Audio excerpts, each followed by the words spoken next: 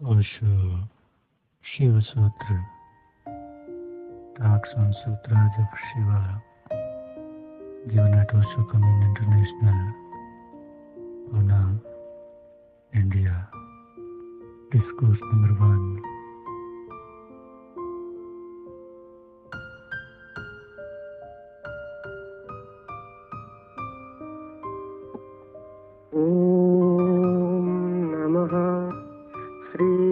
संभवे स्वात्मानंद प्रकाश वपुषे अथ शिव सूत्र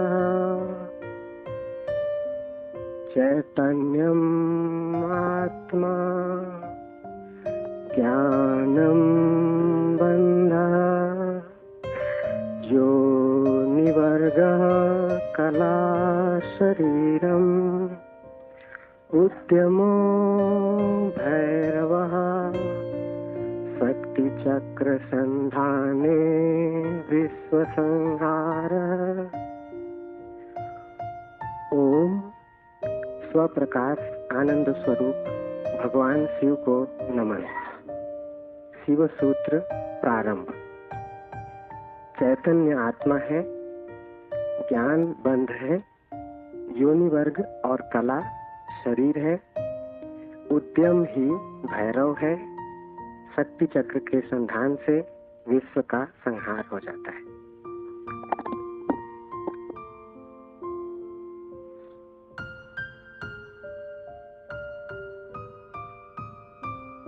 जीवन सत्य की खोज दो मार्गों से हो सकती। एक पुरुष का मार्ग है आक्रमण का, हिंसा का, छीन झपट का। एक स्त्री का मार्ग है समर्पण का, प्रतिक्रमण का। विज्ञान पुरुष का मार्ग है,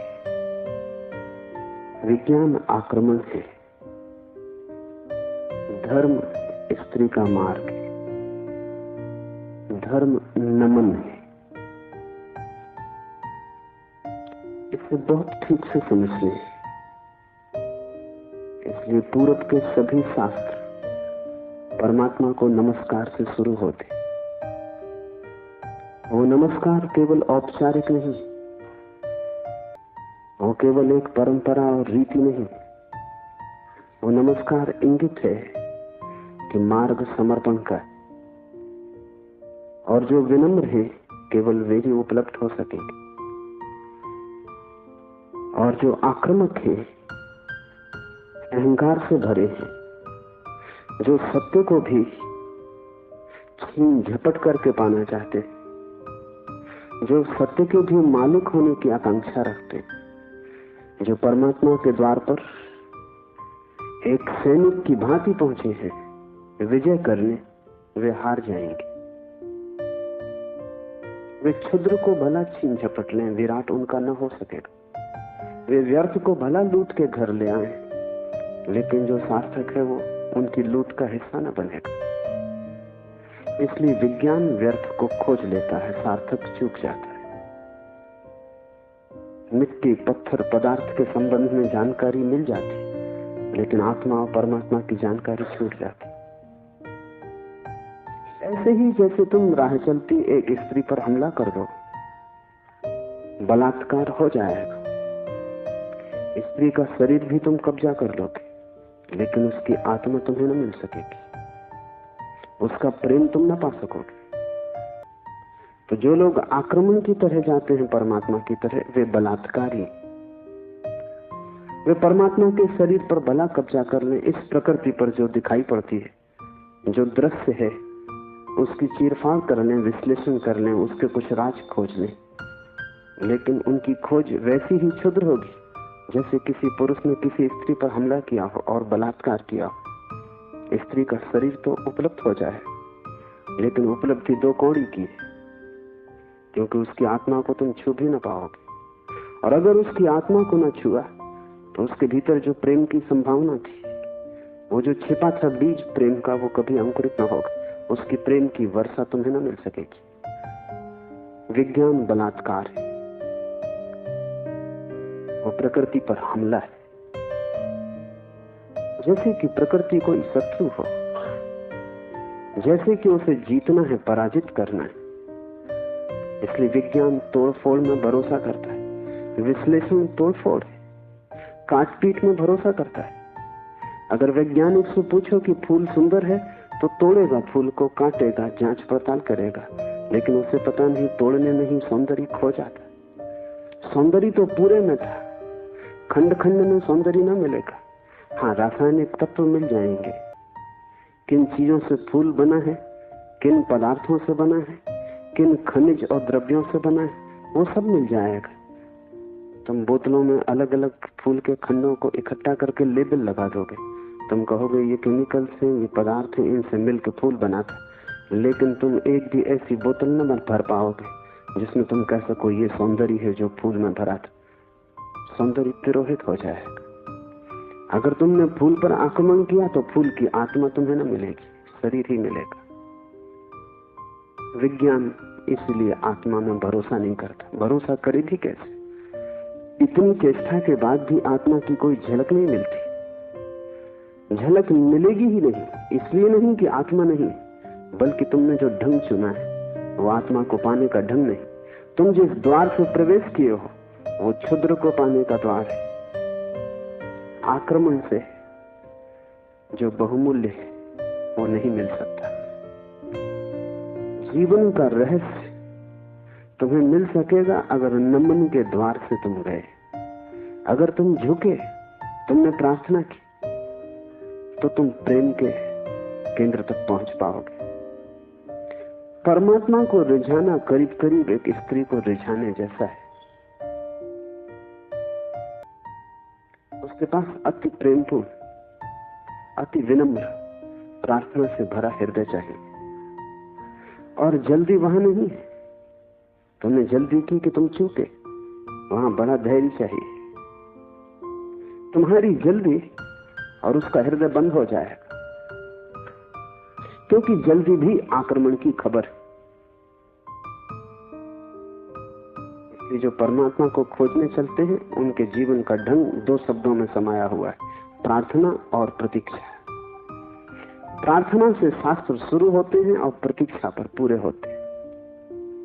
प्रार्थना से खोज इसलिए शुरू होती। इस शास्त्र का पहला चरण है ओम स्वप्रकाश आनंद स्वरूप भगवान शिव को नमन। और अब शिव सूत्र प्रारंभ।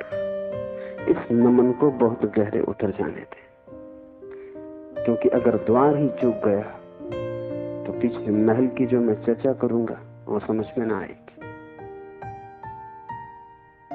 पुरुष को थोड़ा हटाएं, आक्रामक वृत्ति को थोड़ा दूर करें। ये समझ कुछ बुद्धि से आने वाली नहीं, हृदय से आने वाली है। ये समझ कुछ तुम्हारे तर्क पर निर्भर न करेगी, ये तुम्हारे प्रेम पर निर्भर करेगी। इस शास्त्र को तुम समझ पाओगे, लेकिन वो समझ ऐसी न होगी जैसे कोई गणित को समझता है। वो समझ ऐसी होगी जैसे कोई काव्य को समझता है। कविता पर तुम झपट नहीं पड़ते, तुम कविता का धीरे धीरे स्वाद लेते हो, चुस्की लेते हो, जैसे कोई चाय को पीता है। तुम उसे गटक नहीं चाहते, वो कोई कड़वी दवा नहीं है। तुम उसका स्वाद लेते हो, चुस्की लेते हो, धीरे धीरे उसके स्वाद को लीन होने देते हो। और एक ही कविता को समझना हो तो बहुत बार पढ़ना पड़ता है। एक गणित को तुमने एक बार समझ लिया, फिर दोबारा करने की कोई जरूरत नहीं रह जाती। गणित समाप्त हो गया। कविता कभी भी समाप्त नहीं होती, क्योंकि हृदय का कोई और छोर नहीं। और तुम जितना ही प्रेम करते हो उतना ही उद्घाटित होता है। इसलिए पूर्व में हम शास्त्र का अध्ययन नहीं करते, हम शास्त्र का पाठ करते। अध्ययन शास्त्र का हो भी नहीं सकता। अध्ययन का अर्थ है एक बार समझ लिया फिर कचरे में फेंक दिया। जैसे कि बात खत्म होगी, जब समझ ही लिया तब दोबारा क्या करना है। पाठ का अर्थ होता है समझ बुद्धि की होती तो एक बार में पूरी हो जाती, इसकी तो चुस्कियां बार बार लेनी पड़ेगी। इसे तो जाने अनजाने न मालूम कितनी बार दोहराना पड़ेगा। इसे बहुत से भाव क्षणों में, बहुत सी मनोदशाओं में, कभी सुबह जब सूरज उगता है तब, कभी रात जब सब अंधकार हो जाता है तब, कभी मन जब प्रफुल्लित होता है तब, और कभी मन जब उदासी से भरा होता है तब, विभिन्न चित्त की दशाओं में, विभिन्न मनोक्षणों में इसमें उतरना होगा। तब इसके सभी पहलू धीरे धीरे प्रकट होंगे। फिर भी तुम इसे चुकता न कर पाओगे। कोई शास्त्र कभी चुकता नहीं। जितना ही तुम पाओगे कि खोज लिया, उतना ही तुम पाओगे खोज के लिए और भी ज्यादा बाकी रह गया। जितने तुम गहरे उतरोगे पाओगे गहराई बढ़ती चली जाती है। शास्त्र को कभी पाठ ही चुका नहीं पाता। पाठ का मतलब ही यही है कि बार बार, बहुत बार पश्चिम इस बात को समझ भी नहीं पाता।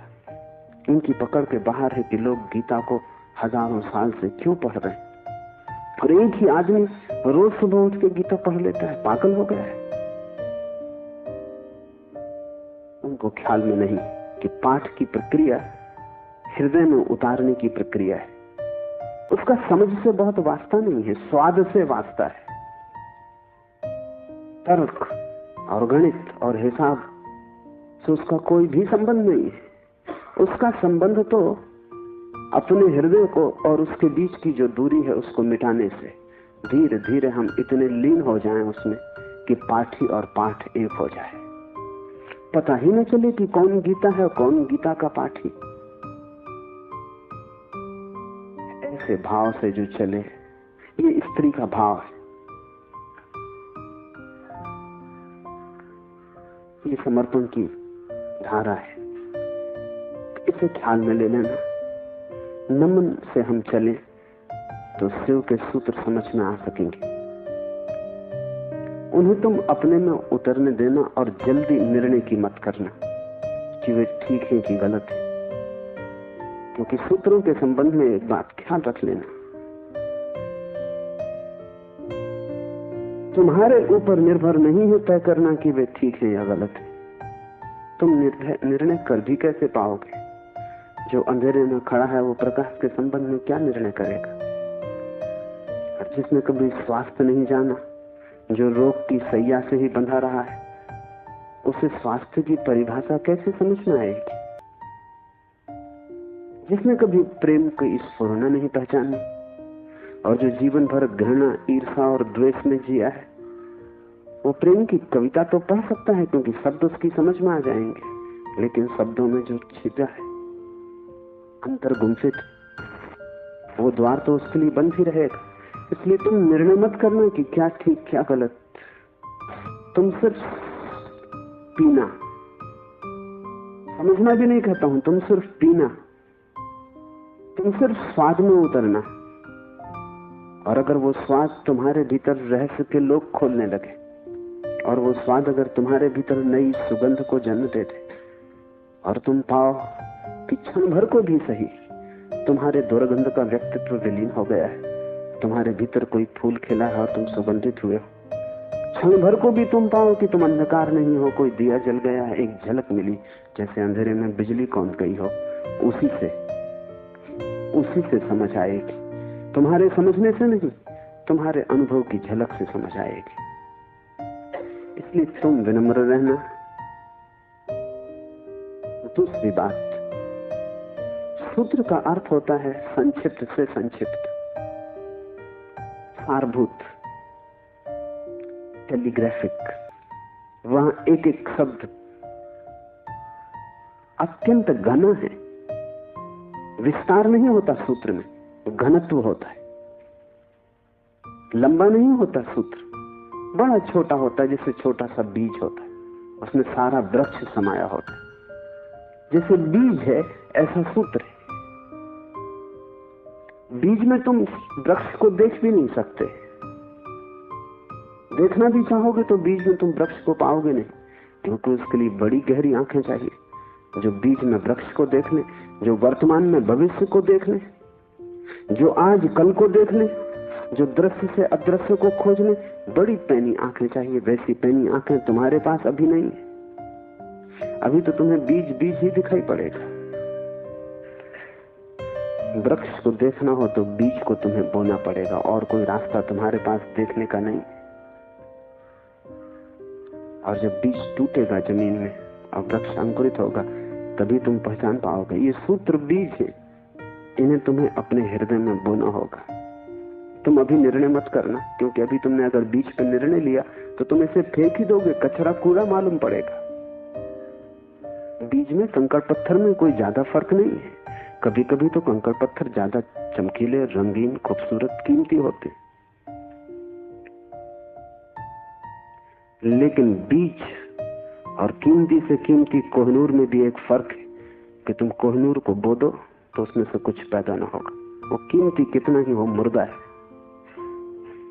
उसका मूल्य ना समझ कितने ही समझते हो, लेकिन जीवन उसमें नहीं, वो लाश है। और बीज कुरूप भी दिखाई पड़ता हो, कोई उसकी कीमत भी ना हो, लेकिन उसमें जीवन छिपा है। तुम उससे बो दो, उससे विराट वृक्ष पैदा होगा। और एक बीज से करोड़ों बीज लग जाएंगे। एक छोटा सा बीज इस सारे विश्व को पैदा कर सकता है, क्योंकि एक बीज से करोड़ों बीज पैदा होते हैं, फिर करोड़ों बीज से, हर बीज से करोड़ बीज पैदा होते हैं। एक छोटे बीज में सारे विश्व का ब्रह्मांड समा सकता है। सूत्र बीज है, उसके साथ जल्दी नहीं की जा सकती। उसको बोओगे हृदय में और अंकुरित होगा, फूल लगेंगे, तभी तुम जान पाओगे, तभी निर्णय लिया जा सकता है। तीसरी बात, इसके पहले कि हम शुरू करें,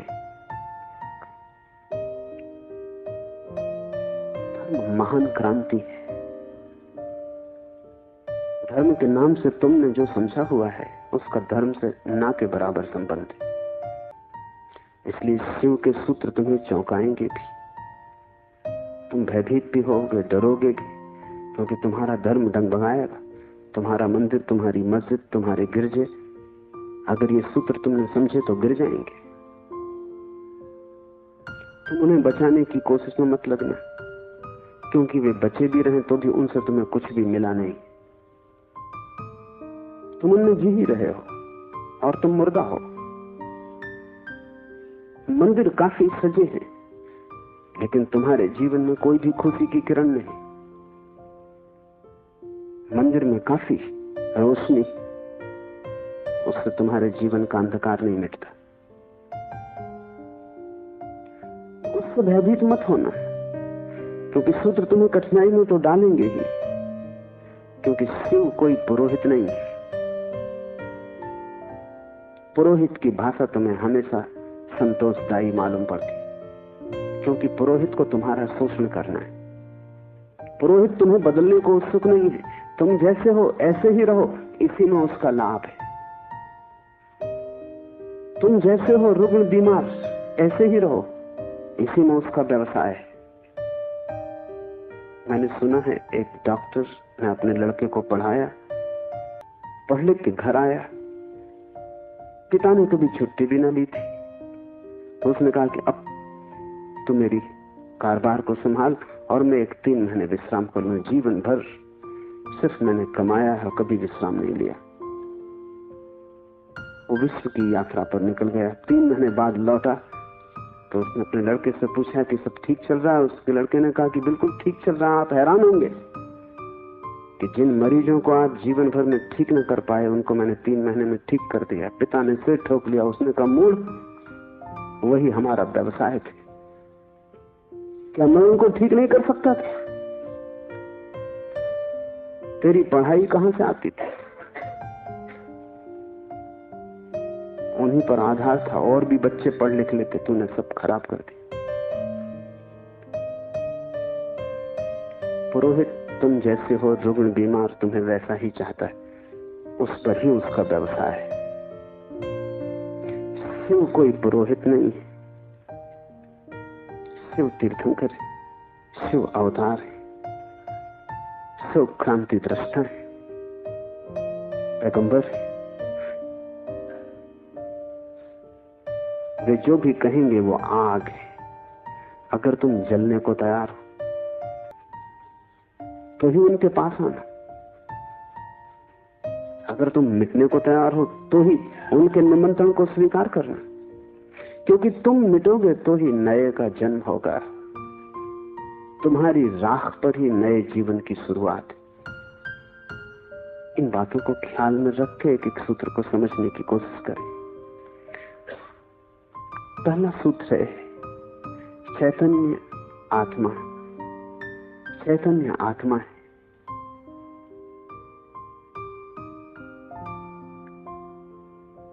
चैतन्य हम सभी हैं, लेकिन आत्मा का हमें कोई पता नहीं चलता।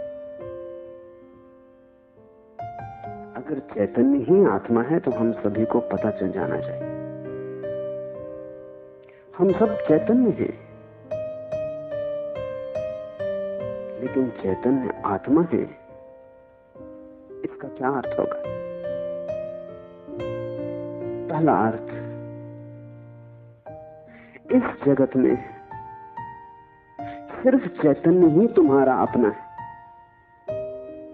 आत्मा का अर्थ होता है अपना, से सब पराया है।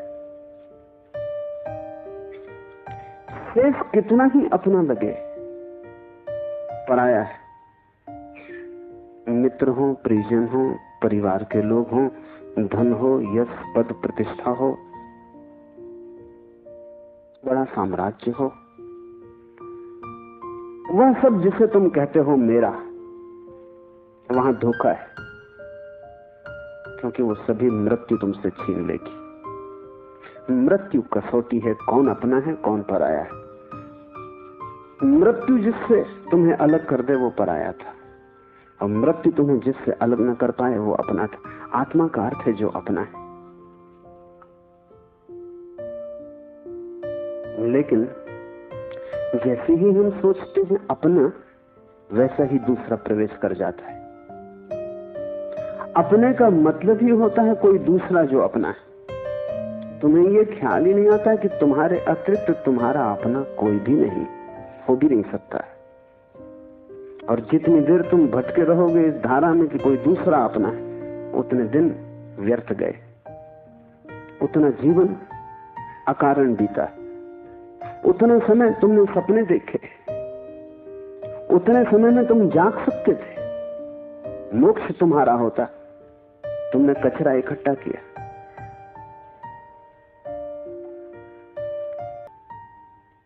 सिर्फ तुम ही तुम्हारे हो, ये पहला सूत्र। मेरे अतिरिक्त मेरा कोई भी नहीं। ये बड़ा क्रांतिकारी सूत्र है, बड़ा समाज विरोधी, क्योंकि समाज जीता इसी आधार पर है कि दूसरे अपने हैं। जाति के लोग अपने हैं, देश के लोग अपने हैं। मेरा देश, मेरी जाति, मेरा धर्म, मेरा परिवार, मेरे का सारा खेल है। समाज जीता है मेरी की धारणा पर। इसलिए धर्म समाज विरोधी तत्व है। धर्म समाज से छुटकारा है, दूसरे से छुटकारा है। और धर्म कहता है कि तुम्हारे अतिरिक्त तुम्हारा और कोई भी नहीं। ऊपर से देखने तो बड़ा स्वार्थी वचन मालूम पड़ेगा, क्योंकि ये तो ये बात है कि बस हम ही अपने हैं। तो तत्क्षण हमें लगता है ये तो स्वार्थ की बात है। ये स्वार्थ की बात नहीं। अगर ये तुम्हें ख्याल में आ जाए तो ही तुम्हारे जीवन में परार्थ और परमार्थ पैदा होगा, क्योंकि जो अभी आत्मा के भाव से ही नहीं भरा है, उसके जीवन में कोई परार्थ और कोई परमार्थ नहीं हो सकता। तुम कहते हो दूसरों को मेरा, लेकिन मेरा कह के तुम करते क्या हो? मेरा कह के तुम उन्हें चूसते हो। मेरा तुम्हारा शोषण का हिस्सा है, फैलाव है। जिसको भी तुम मेरा कहते हो, तुम उसे गुलाम बनाते, तुम उसे अपने परिग्रह में परिवर्तित कर देते। मेरी पत्नी, मेरा पति, मेरा बेटा, मेरा पिता, तुम करते क्या हो? इस मेरे के पीछे, इस मेरे के पर्दे के पीछे तुम्हारे संबंध का मूल आधार क्या है? तुम चूसते हो, तुम शोषण करते हो, तुम दूसरे का उपयोग करते हो।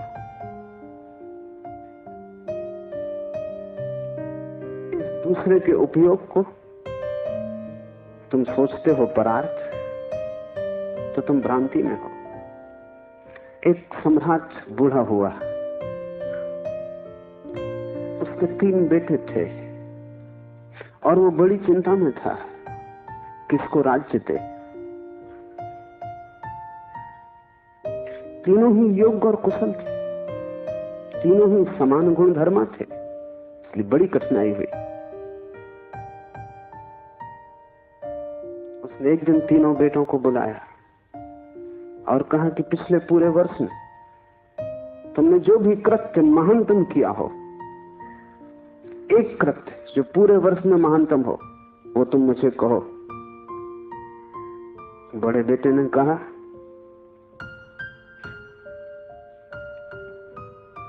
कि गांव का जो सबसे बड़ा धनपति है वो तीर्थ यात्रा पर जा रहा था। उसने करोड़ों रुपए के हीरे जवाहरात बिना गिने, बिना किसी हिसाब किताब के, बिना किसी दस्तखत लिए मेरे पास रख दिए और कहा कि जब मैं लौट आऊंगा तीर्थ यात्रा से मुझे वापस लौटा देना।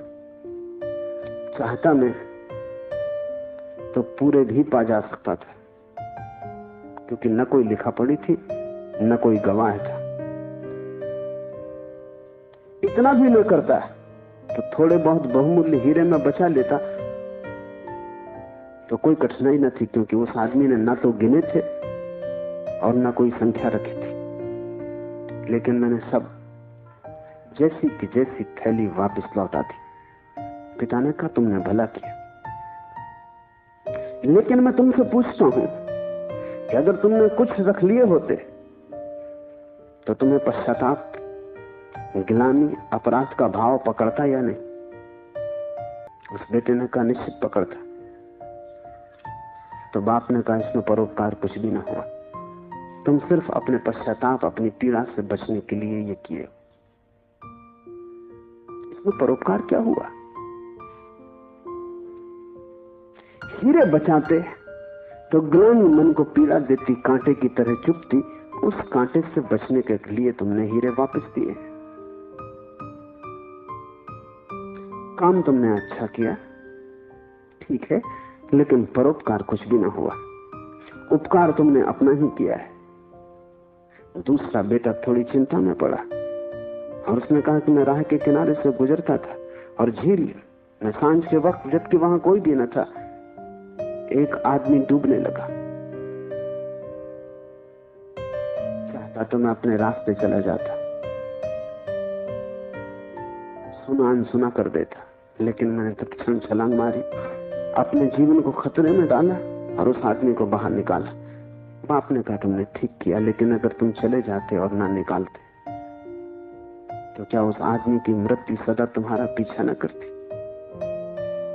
तुम अनसुनी कर देते ऊपर से, लेकिन भीतर तो तुम सुन चुके थे उसकी चीत्कार आवाज कि बचाओ।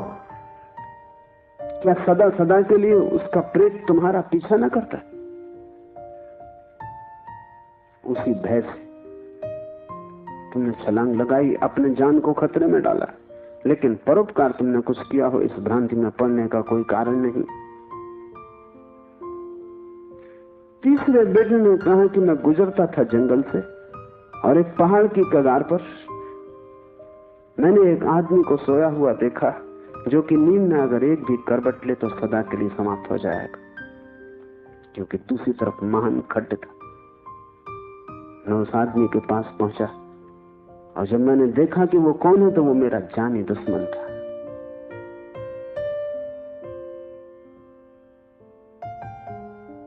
मैं चुपचाप अपने रास्ते पे जा सकता था।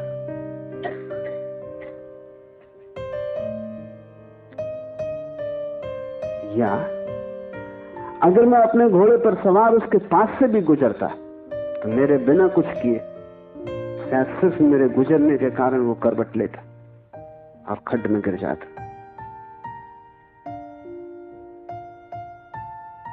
लेकिन मैं आहिस्ते से जमीन पर सरकता हुआ उसके पास पहुंचा कि कहीं मेरी आहट में वो गिर न जाए। और ये भी मैं जानता था कि वो आदमी बुरा है, मेरे बचाने में भी वो मुझे गालियां ही देगा।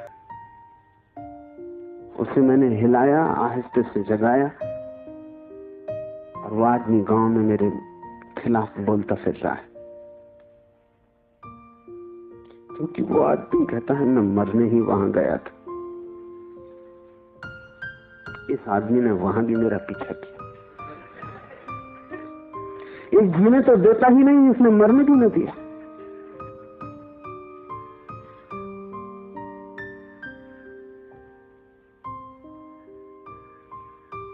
पिता ने कहा तुम 2 से बेहतर हो, लेकिन परोपकार ये भी नहीं। क्यों?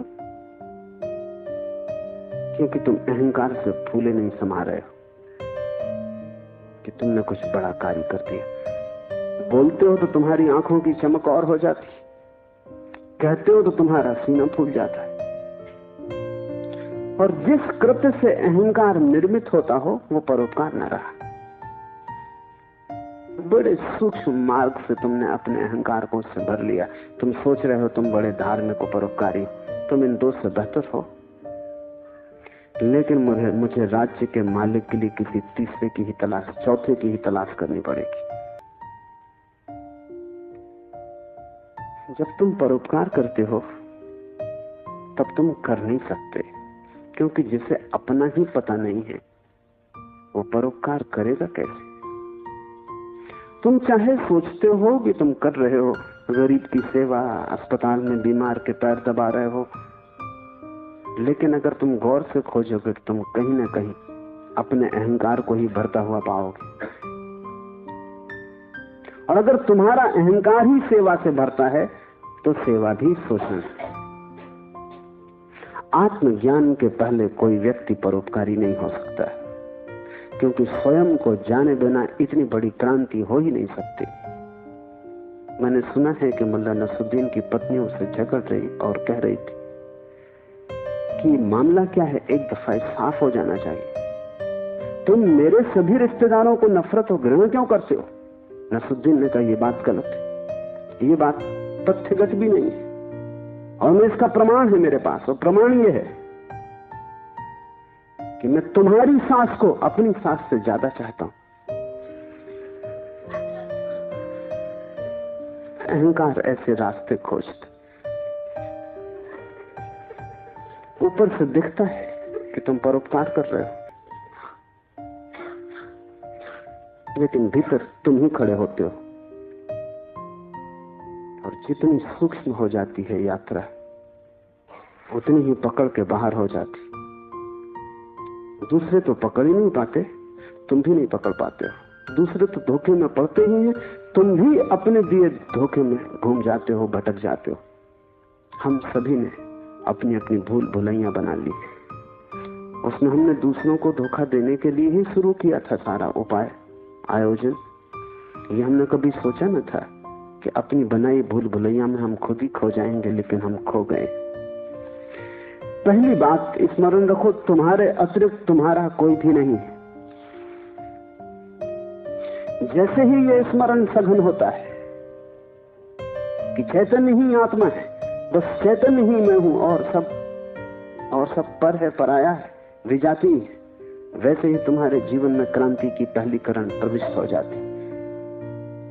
वैसे ही तुम्हारे और समाज के बीच एक दरार पड़ जाती। वैसे ही तुम्हारे और तुम्हारे संबंधों के बीच एक दरार पड़ जाती। लेकिन आदमी अपनी तरफ देखना नहीं चाहता। देखना कठिन भी है, क्योंकि देखने के पहले जिस प्रक्रिया से गुजरना पड़ता है वो बहुत संघातक है। एक मारवाड़ी व्यापारी एक फिल्म अभिनेत्री के प्रेम में पड़ गया। वैसे बात अनहोनी थी, मारवाड़ी और व्यापारी प्रेम से सदा दूर ही रहता है, लेकिन अनहोनी भी घटती है। प्रेम में तो पड़ गया, लेकिन व्यापारी का संदेह भरा चित्त, तो उसने एक जासूस नियुक्त कर दिया अभिनेत्री के पीछे कि तू पता लगा, इसका चरित्र तो ठीक है ना। इसके पहले कि मैं प्रस्ताव करूं विवाह का, सब बात पक्की कागज पर साफ हो जानी चाहिए। जासूस ने बड़ी खोजबीन की। 7 दिन बाद उसने रिपोर्ट भी भेज दी। रिपोर्ट आई कि इस स्त्री का चरित्र एकदम निर्दोष, निष्कलुष है। ऐसी कोई बात कभी इसके संबंध में नहीं सुनी गई, नहीं जानी गई जिससे संदेह पैदा हो। सिर्फ एक बात को छोड़कर पिछले कुछ दिनों से एक संदिग्ध मारवाड़ी के साथ ये देखी जाती। वो संदिग्ध मारवाड़ी वो स्वयं थे। आंख दूसरे को देखती है, हाथ दूसरे को छूते हैं, मन दूसरे की सोचता है, और तुम सदा अंधेरे में खड़े रह जाते हो। तुम्हारी हालत वही है जो दिया तले अंधेरे की होती। दिए की रोशनी सब तो पड़ती, सिर्फ तुम्हें छोड़ देती। इसलिए तुम भटकते हो उस रोशनी में, सब तरफ, सब दिशाओं में यात्रा करते हो, और एक अपरिचित रह जाता है, और वही तुम हो। ये पहला सूत्र है चैतन्य आत्मा। इस सूत्र को गहरे बीज की तरह अपने हृदय में उतर जाने दो। व्यर्थ है सारे जगत की यात्रा अगर तुम अपने से अपरिचित रह गए। अगर स्वयं को न जान पाए और सब भी जान लिया तो वो सारा ज्ञान भी इकट्ठे जोड़ में अज्ञान सिद्ध होगा। अगर अपने को न देख पाए और सारा जगत देख डाला, चांद तारे छान डाले, तो भी तुम अंधे ही रहोगे, क्योंकि आंख तो उसी को मिलती है जो स्वयं को देख लेता है। ज्ञान तो उसी को मिलता है जो स्वयं से परिचित हो जाता है। जो चैतन्य के स्वप्रकाश में नहा लेता है वही पवित्र है, और कोई तीर्थ नहीं है। चैतन्य तीर्थ है, और चैतन्य तुम्हारा स्वभाव है। उससे तुम क्षण भर को भी पार नहीं गए हो, लेकिन दिया तले अंधेरा है। तुम उससे दूर जा भी नहीं सकते, चाहो तो भी, लेकिन भ्रम पैदा हो सकता है कि तुम बहुत दूर चले गए हो। तुम सपना देख सकते हो संसार में, लेकिन सपना सत्य नहीं हो सकता। सत्य तो सिर्फ एक बात है, वो है तुम्हारा चैतन्य स्वभाव। चैतन्य आत्मा है तो पहली तो बात कि मेरा सिवाय चैतन्य के और कोई भी नहीं। ये भाव तुम में सघन हो जाए तो सन्यास का जन्म हुआ, क्योंकि मेरे अतिरिक्त भी मेरा कोई हो सकता है, यही भाव संसार है। इसलिए पहले सूत्र में बड़ी क्रांति, पहली चिनगारी शिव फेंकते हैं तुम्हारी तरफ, और वो ये है कि तुम जान लो कि तुम ही बस तुम्हारे हो, बाकी कोई तुम्हारा नहीं। इससे बड़ा विषाद मन को पकड़ेगा, क्योंकि तुमने दूसरों के साथ बड़े संबंध बना रखे, बड़े सपने संजो रखे। दूसरों के साथ तुम्हारी बड़ी आशाएं जुड़ी हैं। माँ देख रही है कि बेटा बड़ा होगा, बड़ी आशाएं जुड़ी हैं। बाप देख रहा है कि बेटा बड़ा होगा, बड़ी आशाएं जुड़ी हैं। और इन सारी आशाओं में तुम अपने को खो रहे हो। यही तुम्हारे पिता भी इन्हीं आशाओं को कर करके समाप्त हुए तुम्हारे लिए। तुमसे क्या उन्हें मिला? यही आशाएं कर करके तुम समाप्त हो जाओगे। तुम्हारे बेटे से तुम्हें कुछ मिलेगा ना, और तुम्हारा बेटा भी यही मूर्खता जारी रखेगा, वो अपने बेटों से आशाएं करेगा। नहीं, अपनी तरफ देखो, न तो पीछे न आगे, कोई भी तुम्हारा नहीं है। कोई बेटा तुम्हें नहीं भर सकेगा, कोई संबंध तुम्हारी आत्मा नहीं बन सकता। तुम्हारे अतिरिक्त तुम्हारा कोई मित्र नहीं, लेकिन तब बड़ा डर लगता है, क्योंकि लगता है कि तुम अकेले हो गए। और आदमी इतना भयभीत है कि गली से गुजरता है अकेले में तो भी जोर से गीत गाने लगता है। अपनी ही आवाज सुन के लगता है कि अकेला नहीं। तुम अपनी ही आवाज सुन रहे हो। बाप जब बेटे में अपने सपने रचा रहा है तो बेटे की कोई सहमति नहीं है। ये बाप खुद ही अकेले में सीटी बजा रहा है, इसलिए दुखी होगा कल क्योंकि इसने जिंदगी भर सपने रचाए और ये सोचता है कि बेटा भी यही सपने देख रहा है। ये गलती में, बेटा अपने सपने देखेगा, तुम अपने सपने देख रहे हो, तुम्हारे बाप ने अपने सपने देखे थे, ये कहीं मिलते नहीं। हर बाप दुखी मरता है। क्या कारण होगा? क्योंकि जो जो सपने वो बांधता है वो सभी सपने बिखर जाते हैं। हर आदमी अपने सपने देखने को यहां है, तुम्हारे सपने देखने को नहीं। और तुम्हें अगर चाहिए कि एक आत्म स्थिति उपलब्ध हो जाए, एक तृप्ति मिले, तो तुम सपने किसी और के साथ मत बांधना, अन्यथा तुम भटकोगे। संसार का इतना ही अर्थ है कि तुमने अपने सपनों की नाव दूसरों के साथ बांध रखी। संन्यास का अर्थ है कि तुम जाग गए और तुमने एक बात स्वीकार कर ली, कितनी ही कष्टकर हो, कितनी ही दुखपूर्ण मालूम पड़े प्रथम, और कितना ही संघातक पीड़ा अनुभव हो कि तुम अकेले हो, सब संग साथ झूठा है। इसका यह अर्थ नहीं कि तुम भाग जाओ हिमालय, क्योंकि जो हिमालय की तरफ भाग रहा है उसे अभी संग साथ सार्थक है, झूठा नहीं हुआ। क्योंकि जो चीज झूठ हो गई उससे भागने में भी कोई सार्थकता नहीं। कोई भी सुबह जाग के भागता तो नहीं कि सपना झूठा है, भागूं इस घर से। सपना झूठा हो गया, बात खत्म हो गई, उसमें भागना क्या है? लेकिन एक आदमी है जो भाग रहा है पत्नी से, बच्चों से, इसका भागना बताता है। इसने सुन लिया होगा कि सपना झूठा है, लेकिन अभी इसे खुद पता नहीं चला। कल तक ये पत्नी की तरफ भागता था, पत्नी की तरफ पीठ करके भागता है, लेकिन दोनों ही अर्थों में पत्नी सार्थक थी।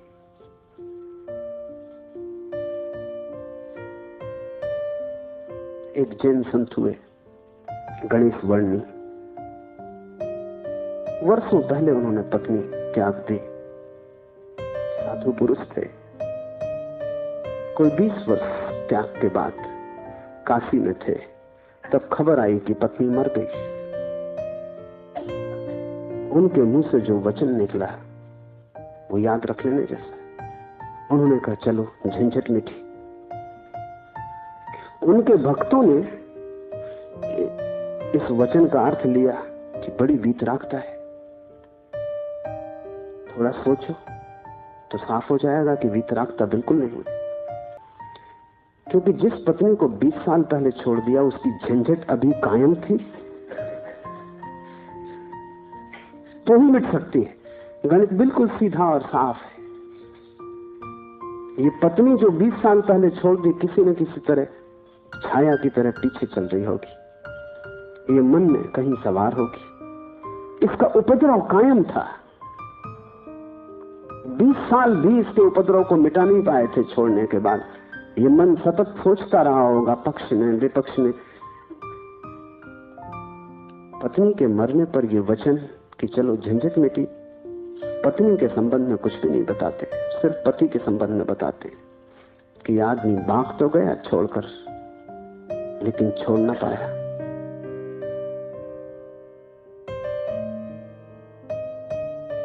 और गणेश वर्णी साधु पुरुष थे, इसलिए थोड़ा सोच लेना, साधु पुरुष भी बड़ी भ्रांति में रह सकते।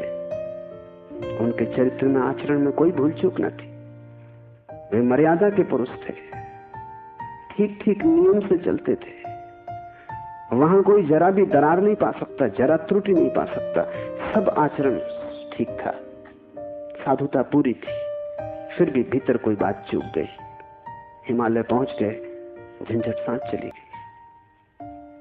फिर दूसरी बात भी समझ लेने जैसी है, और वो ये कि अगर पत्नी के मरने पर पहला ख्याल ही आया कि झंझट मिटी, तो कहीं जाने अनजाने अचेतन में पत्नी की मृत्यु की आकांक्षा भी छिपी रही होगी। वो जरा गहरा किसी तल पर पत्नी मिट जाए, न हो, समाप्त हो जाए, ये तो हिंसा हो गई। लेकिन एक एक वचन भी अकारण नहीं आता, आसमान से नहीं आता। एक एक वचन भी भीतर से आता। और ऐसे क्षणों में जबकि पत्नी मर गई इसकी खबर आई हो, तुम ठीक ठीक अपने रोजमर्रा के व्यवसायी होश में नहीं होते हो। तब तुमसे जो बात निकलती है वो ज्यादा सही होती। घंटे भर बाद तुम्हें मौका मिल जाएगा, तुम खुद ही सोच समझ के लीप पोता कर लोगे। तुम फिर जो कहोगे वो बात झूठी हो जाएगी। लेकिन तत्क्षण उस क्षण में वर्णी चूक गए। वो जो 20 साल से उन्होंने चारों तरफ साधुता का व्यवस्था कर रखी थी, उस क्षण में भूल गए। जब वर्णी को ऐसा घट सकता है तो तुम्हें तो सहज ही घट सकता है। भागने से कुछ भी ना होगा, भागकर कोई भी कभी भाग नहीं पाया। लेकिन भक्त इसको न देख पाएंगे। उन्होंने तो वर्णी की कथा में इसको बड़े बहुमूल्य वचन की तरह संग्रहित किया है, ये सोच के कि देखो आदमी कैसा वितराग है। तुम्हें पता भी नहीं हो सकता कि वितरागता क्या है। तुम राग में जीते हो, तुम्हें विराग समझ में आता है, तुमसे जो विपरीत है वो समझ में आता है। तुम जानते हो कि तुम पत्नी को छोड़ के नहीं जा सकते और ये आदमी छोड़ के चला गया, ये आदमी तुमसे बड़ा है, ये तुमसे विपरीत है, लेकिन तुमसे भिन्न नहीं। तुम पैर के बल खड़े हो, ये आदमी सिर के बल खड़ा है, लेकिन तुम्हारे मन में और इसके मन में रत्ती भर भी फर्क नहीं। खोज के देखो, तुम सभी सोचते हो कि पत्नी झंझट है। तुम एक आध ऐसा पति पा सकते हो जो कहे पत्नी झंझट नहीं। पत्नी के सामने मत पूछना, एकांत में अकेले। मुल्ला नसरुद्दीन ने मुझे कहा है कि मैं भी कभी सुखी था, लेकिन ये मुझे पता ही तब चला जब मैंने विवाह कर लिया, और तब फिर बहुत देर हो चुकी थी। मैं भी कभी सुखी था, ये पता मुझे तब चला जब मैंने विवाह कर लिया, लेकिन तब तक तो बहुत देर हो चुकी थी, सुख हाथ से जा चुका था। पति को गहराई में पूछो तो ऐसा पति खोजना कठिन है जिसने कई बार पत्नी की हत्या करने का विचार न किया हो। सपने न देखे हो कि मार डाला पत्नी को, सुबह उठ के वो भी कहेगा कैसा बेहुदा सपना। लेकिन अचेतन आकांक्षा है। जिससे झंझट पैदा होती है उसे मिटा देने का मन सीधा तर्क है, लेकिन झंझट दूसरे से कभी पैदा होती ही नहीं। पत्नी में अगर कोई उपद्रव होता तो कौन तुम्हें रोकता था? तुम सब भाग गए होते हिमालय। उपद्रव पत्नी में नहीं है, क्योंकि तुम हिमालय जाके फिर पत्नी खोज लोगे। उपद्रव तुम्हारे भीतर है। तुम अकेले नहीं रह सकते, तुम्हें कोई दूसरा चाहिए। अकेले में तुम डरते हो, कोई दूसरा, तब तुम निश्चिंत मालूम पड़ते हो। क्यों? दूसरे की मौजूदगी से आश्वासन मिलता है। दुख में सुख में कोई साथी है, जीवन में मृत्यु में कोई साथी है।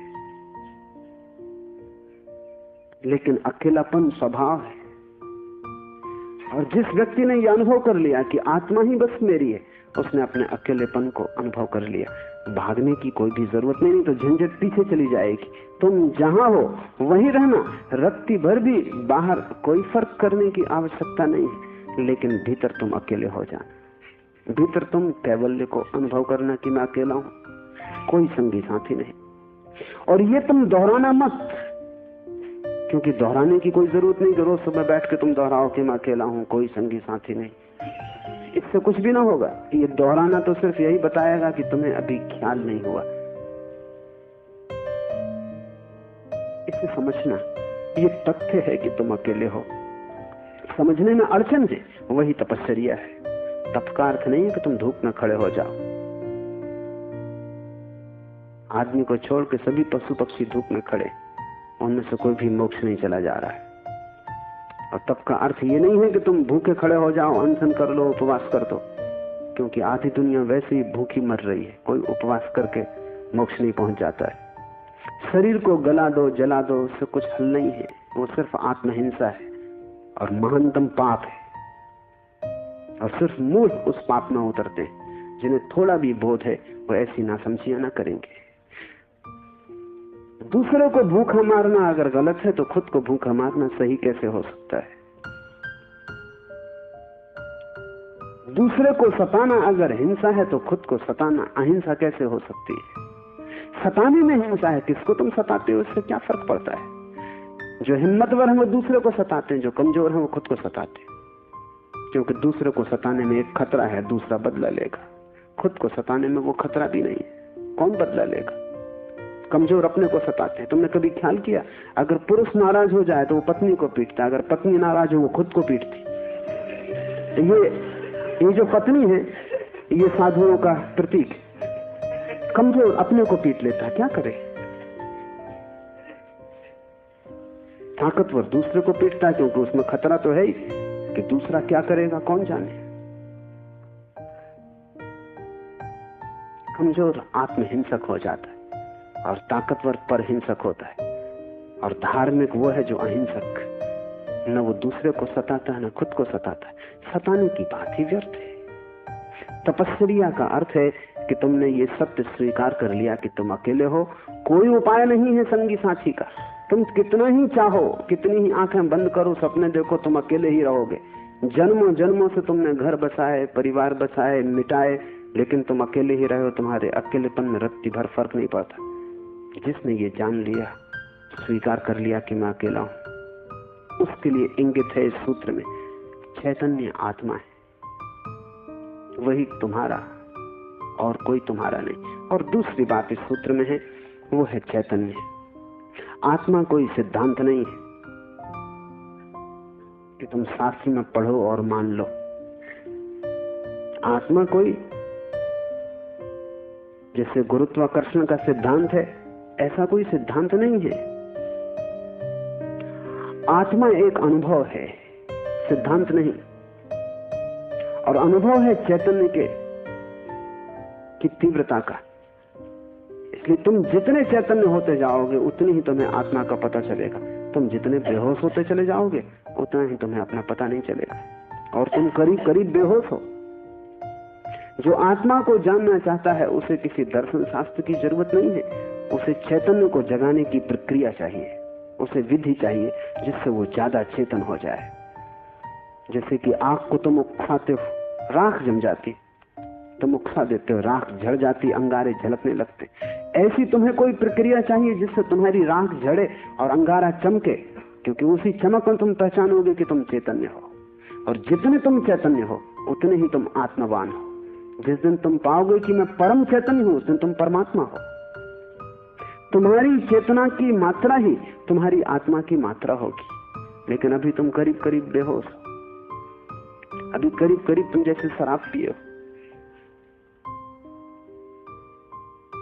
अभी तुम चल रहे हो, उठ रहे हो, काम कर रहे हो, लेकिन जैसे नींद में। होश तुम्हें नहीं है। कभी तुमने ख्याल किया, किताब पढ़ते वक्त तुम पूरा पेज पढ़ जाते हो, तब तुम्हें ख्याल आता है, अरे मैं पूरा पेज पढ़ भी गया और एक शब्द याद नहीं। तुमने कैसे पढ़ा होगा पूरा पेज? तुम पढ़ सकते हो सोए सोए, मन कहीं और रहा होगा, तुम पढ़ गए, तब तुम्हें होश पता चला कि ये तो पूरा पेज व्यर्थ गया। तुम कई बार रास्ते से चलते हो, तुम पूरा रास्ता चल जाते हो, तब तुम्हें ख्याल आता है कि तुम चल रहे हो। तुम काम करते हो और तुम्हें पता नहीं चलता कि तुम कर रहे हो। तुम बेहोशी में जी रहे हो और चैतन्य आत्मा है। और तुम पूछते हो क्या आत्मा है? तुम चाहते हो कोई प्रमाण दे, तुम चाहते हो कोई सिद्ध करे, कोई तर्क से तुम्हें समझा दे तो तुम भी मान लो, नहीं तो तुम नास्तिक हो जाओगे। नास्तिकता बेहोशी का सहज परिणाम है, आस्तिकता होश का फल। जितना तुम्हारा होश बढ़ेगा तो जरूरत नहीं है कि तुम मानो कि आत्मा है, क्योंकि कई ना समझ मान रहे हैं, उससे कुछ हल नहीं होता। इस मुल्क में तो सभी मानते हैं कि आत्मा है, लेकिन इससे क्या फर्क पड़ता है? तुम्हारे जीवन में कोई क्रांति इससे आती नहीं। शायद तुम इसलिए मान लेते हो कि हजारों साल से दोहराया जा रहा है। सुनते सुनते तुम्हारे कान पक गए, सुनते सुनते तुम भूल ही गए हो कि संबंध में सोचना भी है। सुनते सुनते पुनरुक्ति से आदमी सम्मोहित हो जाता है। एक ही बात बार बार दोहराई चली जाए तो तुम भूल जाते हो कि वो संदेह किया जा सकता है, विचार किया जाता है। और फिर आत्मा है, इससे तुम्हें बड़ा संतोष भी मिलता है। शरीर मरेगा ये तुम्हें पता है, आत्मा नहीं मरेगी इससे बड़ी हिम्मत बनती है। और आत्मा कभी नहीं मरेगी, अग्नि उसे जलाएगी नहीं, शस्त्र उसे छेदेंगे नहीं, मृत्यु उसका कुछ बिगाड़ न सकेगी। इससे तुम्हें बड़ी सांत्वना मिलती है, पर सांत्वना सत्य नहीं है। आत्मा को कोई न तो स्वीकार कर सकता है सिद्धांत की तरह, और न पुनरुक्ति की तरह कोई सम्मोहित हो सकता है। आत्मा को तो केवल वही लोग जान पाते हैं जो चैतन्य को बढ़ाते हैं। इस तरह जियो कि तुम तो राख इकट्ठी ना हो, इस तरह जियो कि तुम्हारे भीतर का अंगारा जलता रहे, प्रकाशित हो। इस तरह जियो कि प्रति क्षण तुम होश में रहो, बेहोश नहीं। मुल्ला नसरुद्दीन को बच्चा पैदा हुआ, पहला ही लड़का था। नसरुद्दीन बड़ा खुश हुआ, अपने खास मित्र को बुलाया, खुशी मनाने दोनों शराब घर में गए। क्योंकि तुम एक ही खुशी जानते हो, बेहोशी। ये बड़े मजे की बात है। शिव, बुद्ध, महावीर, वे सब चिल्ला चिल्ला के कहते हैं कि दुनिया में एक ही आनंद है, वो है होश। और तुम एक ही सुख जानते हो, वो है बेहोशी। या तो तुम ठीक हो या वो ठीक है, दोनों तो ठीक नहीं हो सकते। मुल्ला नसरुद्दीन सीधा शराब घर गया, बजाय अस्पताल जाने के पहले बेटे को देखता। उसने कहा कि पहले जरा आनंद कर ले। कितने दिनों का सपना पूरा हुआ। डट के दोनों पी गए। जब दोनों पी के पहुंचे अस्पताल और कांच की खिड़की में से बेटे को देखा तो मुल्ला रोने लगा। उसने अपने मित्र से कहा, पहली तो बात मेरे जैसा मालूम नहीं होता। अपना उन्हें पता नहीं है, अभी खुद की शक्ल भी वो पहचान ना सकेंगे, लेकिन मेरा जैसा नहीं मालूम होता। और दूसरी बात, बड़ा छोटा दिखाई पड़ता है। इतने छोटे बच्चे को लेके करेंगे भी क्या? ये बचेगा? मित्र ने कहा, मत घबराओ, जब मैं पैदा हुआ था तो मैं भी 3 ही पाउंड का था। नसरुद्दीन ने कहा, फिर तुम बचे?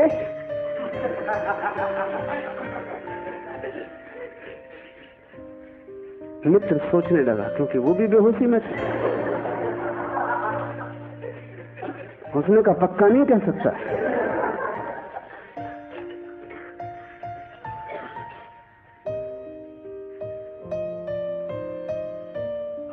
आदमी बेहोशी में है, उसके जीवन का सारा परिप्रेक्ष्य, उसकी सारी दृष्टि उसकी बेहोशी से भर जाती, सब धुआं धुआं हो जाता। तुम कुछ भी ठीक से नहीं देख पाते, और तुम एक ही सुख जानते हो कि जब तुम अपने को भूल जाते हो।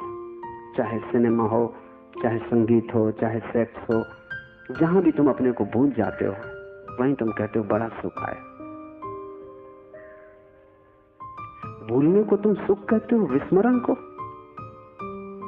कारण है क्योंकि जब भी तुम होश से भरते हो, तुम सिवाय दुख के अपने जीवन में कुछ भी नहीं पाते। इसलिए जब भी तुम देखते हो जीवन को, जरा ही सजग हो के तुम पाते हो दुख दुख, कुरूपता चारों तरफ।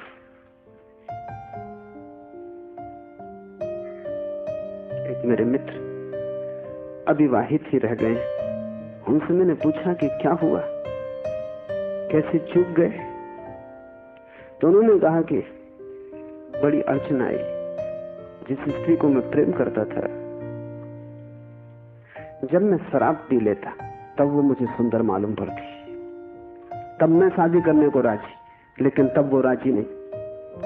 और जब मैं होश में होता तब मैं राजी नहीं, तब वो राजी होती थी। इसलिए चूक गए, कोई उपाय ना हुआ, मेल ना हो सका। तुम जब भी आंख खोल कर देखोगे सब तरफ कुरूपता और दुख पाओगे। जब तुम बेहोश होते हो तब सब ठीक लगता है। इसलिए तुम्हें तकलीफ मालूम पड़ती, चैतन्य आत्मा असंभव, इसलिए दुख से गुजरना होगा। उसको ही तपस्या कहा है। जब कोई व्यक्ति जागना शुरू करता है तो पहले तो उसे दुख में से ही गुजरना होगा, क्योंकि तुमने जन्मों जन्मों तक दुख अपने चारों तरफ निर्मित किए हैं। कौन उनसे गुजरेगा तुम अगर न गुजरे तो? इसको हमने कर्म कहा है। कर्म का कुल इतना ही अर्थ है कि जन्मों जन्मों तक हमने चारों तरफ दुख निर्मित किए हैं। जाने अनजाने हमने दुख की फसल बोई है, काटेगा कौन? तो जब भी तुम होश में आते हो तुम्हें फसल दिखाई पड़ती, बड़ी लंबी, इस खेत से तुम्हें गुजरना पड़ेगा। डर के मारे तुम वहीं बैठ जाते हो, फिर आंख बंद करके शराब पी लेते हो कि ये तो बहुत झंझट का काम है। लेकिन जितनी तुम शराब पीते हो उतनी ये फसल बढ़ती जाती। हर जन्म तुम्हारे कर्म की श्रृंखला में कुछ और जोड़ जाता है, घटाता नहीं। तुम और भी गर्त में उतर जाते हो, नर्क और करीब आ जाता है। होश से भरोगे तो पहला तो घटना ये घटने ही वाली है कि तुम्हारे जीवन में चारों तरफ दुख दिखाई पड़ेगा, नर्क, क्योंकि तुमने वो निर्मित किया है। और अगर तुमने हिम्मत रखी, साहस रखा और तुम उस दुख से गुजर गए, तो जिस दुख से तुम सचेतन रूप से गुजर जाओगे वो फसल कट गई। उन दुखों से तुम्हें न गुजरना पड़ेगा फिर। और अगर एक बार तुम सारी दुख की श्रृंखला से गुजर जाओ, कर्म की श्रृंखला से, क्योंकि वो तुम्हारी आत्मा के चारों तरफ बंधी हुई जंजीरें, अगर तुम उन सब से गुजर जाओ और होश न खो और हिम्मत जारी रखो कि कोई फिक्र नहीं, जितना दुख मैंने पैदा किया है मैं गुजरूंगा, मैं अंत तक जाऊंगा।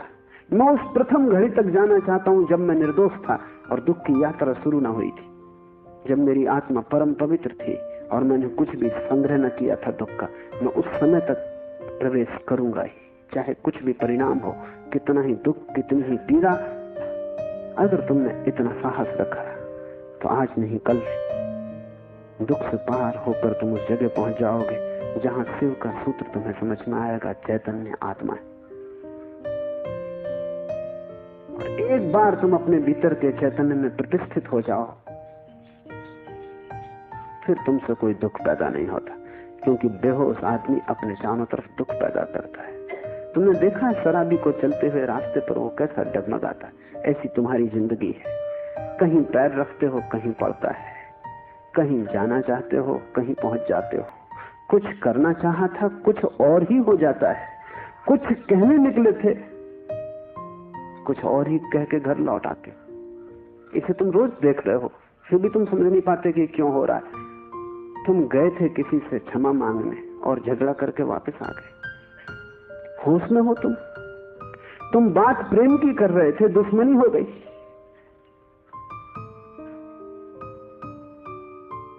एक आदमी शराब पिए आकाश की तरफ देखता हुआ चला जा रहा था। एक कार उसके पास से निकली, बामुश्किल ड्राइवर बचा पाया। गाड़ी रोक के ड्राइवर ने कहा, महानुभाव, अगर आप नहीं देखते वहां जहां आप जा रहे हैं तो फिर आप वहीं चले जाएंगे जहां आप देख रहे हैं।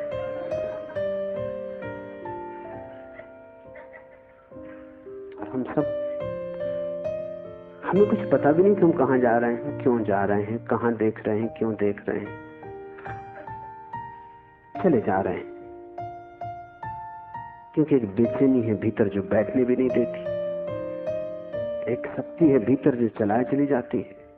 फिर हम जो भी करते वो सब के उल्टे परिणाम आते हैं। लोग मेरे पास आते हैं, वो कहते हैं हमने बदी तो कभी की नहीं, नेकी की और फल बदी मिल रहा है। ऐसा हो नहीं सकता कि तुम नेकी करो फल में बदी मिले। ऐसा हो नहीं सकता कि तुम आम के बीज बो और नीम के फल लगे। ऐसा हो नहीं सकता। इतना ही हो सकता है कि तुम ऐसे बेहोशी में बोए होगे, बोए तुमने नीम के ही फल, तुम होश में न थे, क्योंकि वृक्ष थोड़ी झूठ बोलेगा। तुम ही कहीं बोते वक्त भूल में पड़े होगे। तुम जब नेकी भी करते हो तब भी तुम्हारा नेकी करने का मन नहीं होता। तुम सच भी बोलते हो तो तुम दूसरे को चोट पहुंचाने के लिए सच बोलते हो। तुम सच बोलते हो दूसरे के अपमान के लिए। तुम सच बोलते हो जैसे तुम सच का उपयोग एक घातक हथियार की तरह कर रहे हो। तुम्हारे सत्य कड़वे होते, सत्य के कड़वे होने की कोई भी जरूरत नहीं, लेकिन मजा तुम्हें कड़वेपन में है, सत्य में तुम्हें मजा भी नहीं है। तुम्हारा झूठ सदा मीठा होता है, तुम्हारा सत्य सदा कड़वा होता है। बात क्या है? क्या कड़वापन सत्य का स्वभाव है? क्या मिठास झूठ का हिस्सा है? नहीं। झूठ को तुम चलाना चाहते हो, तुम उसे मीठा बनाते हो, क्योंकि अगर वो मीठा ना होगा तो चलेगा नहीं। एक तो झूठ चलना मुश्किल, मिठास के सहारे ही चलेगा। जैसे कड़वी दवा की गोली पर हम मीठी परत चढ़ा देते, बच्चा मीठी गोली समझ के खा लेता है, और जब तक कड़वेपन का पता चलता तब तक गोली भीतर जा चुकी है। तुम झूठ को मीठा बनाते हो क्योंकि तुम झूठ चलाना चाहते हो। तुम सत्य को कड़वा बनाते हो क्योंकि सत्य से तुम केवल चोट करना चाहते हो, उसको चलाना नहीं चाहते। तुम सत्य बोलते ही तब हो जब तुम सत्य का इस तरह उपयोग कर सको कि वो झूठ से बदतर साबित हो, तभी तुम बोलते हो। तुम बेहोश हो, तुम्हारे कृत्यों का तुम्हें कुछ पता नहीं है कि तुम क्या कर रहे हो। इसे थोड़ा होश पूर्वक देखना शुरू करो। जो तुम बोलना चाहते हो वही बोले, या तुम कुछ और बोल गए? क्या तुमने यही सोचा था बोलने के लिए जो तुम बोले? मार्क ट्वेन लौटता था एक रात, उसकी पत्नी ने पूछा, घर आया तो पत्नी ने पूछा कैसा रहा व्याख्यान? वो व्याख्यान देने गया था। उसने कहा कौन सा व्याख्यान? जो मैंने तैयार किया था वो, या जो मैंने वहां दिया वो, या जो मैं चाहता था कि देता वो? कौन सा व्याख्यान? एक तो आदमी तैयार करता है और एक आदमी फिर जो देता है, उसमें बड़ा फर्क है। और फिर एक जो घर लौटते वक्त तो सोचता है दिया होता। तो तीनों अलग अलग है। होश में हो, सब निशाने तुम्हारे चूक जाते। तुम्हारी जिंदगी में कभी भी कोई निशाना लगा? आंख बंद करके भी आदमी तीर चलाता रहे तो कभी ना कभी निशाना लगेगा। मैंने सुना है कि अगर बंद घड़ी भी दीवार पर टंगी रहे तो 24 घंटे में 2 बार सही समय बताएगी। तुम्हारी जिंदगी में ऐसा भी नहीं आया कि 2 बार भी तुमने सही समय बताया हो। तुम बंद घड़ी से गए बीते। अंधेरे में भी आदमी तीर चलाता रहे तो कभी ना कभी निशान पे लग जाएगा। तुम खुली आंख से होश में प्रकाश में तीर चलाते हो, कभी निशाने पे नहीं लगता। क्या बात होगी? मुल्ला नसरुद्दीन को बड़ा शौक था हिरण की शिकार करने का। तीसरी बार जब वो शिकार करने जंगल पहुंचा और जंगल के विश्राम गृह में उसने अपना सामान रखा और तैयारी की, और जब सूटकेस खोला तो उसमें एक बड़ी फोटो रखी थी। अब पत्नी ने उस फोटो के नीचे लिखा था, मुल्ला, हिरन इस तरह का होता है। उन्हें शिकार का शौक था लेकिन हिरन का पता नहीं था। तुम कुछ भी मार मूर के घर आ जाओगे, हिरन ठीक से फोटो देख लेना। तुम सब जगह चूक गए हो, वही तुम्हारे जीवन का दुख है। और चूकने का कुल कारण है कि तुम होश में नहीं हो। इसलिए जो भी करो होश पूर्वक करो। उठो तो भी होश पूर्वक, चलो तो भी होश पूर्वक। महावीर ने कहा है विवेक से चलो, विवेक से बैठो, विवेक से भोजन करो, विवेक से बोलो, विवेक से सो तक। महावीर से कोई पूछता है कि साधु कौन, तो महावीर ने कहा जो अमूर्छित है। और असाधु कौन, तो महावीर ने कहा जो मूर्छित है। जो सोया सोया जी रहा है वो असाधु, जो जागा जागा जी रहा है वो साधु। यही शिव कह रहे हैं, चैतन्य आत्मा। चैतन्य को बढ़ाओ। धीरे धीरे आत्मा की झलक तुम्हारे जीवन में आनी निश्चित है। दूसरा सूत्र है ज्ञानम बंध। ज्ञान बंध है, बड़ी हैरानी का सूत्र है। ज्ञान के बहुत अर्थ है। एक तो जब तक तुम इस ज्ञान से भरे हो कि मैं हूं, तब तक तुम अज्ञान में रहोगे, क्योंकि मैं अज्ञान है, अहंकार अज्ञान है। जिस दिन तुम आत्मा से भरोगे उस दिन हूंपन तो रहेगा, मैंपन नहीं रहेगा।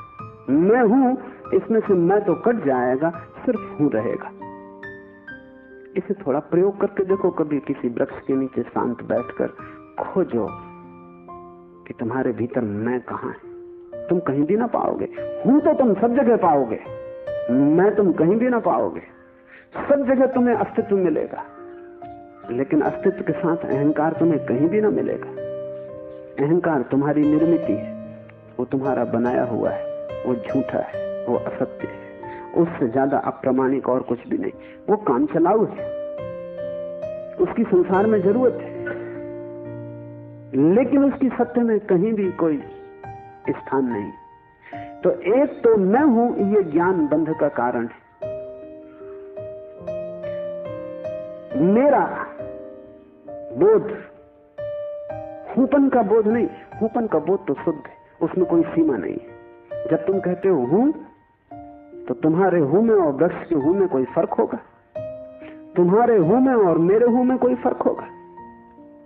जब तुम सिर्फ हो तो नदियां, पहाड़, वृक्ष सभी एक हो गए। जैसे ही मैंने कहा मैं, वैसे ही मैं अलग हुआ। जैसे ही मैंने कहा मैं, वैसे ही तुम टूट गए, पर हो गए, अस्तित्व से मैं पृथक हो गया।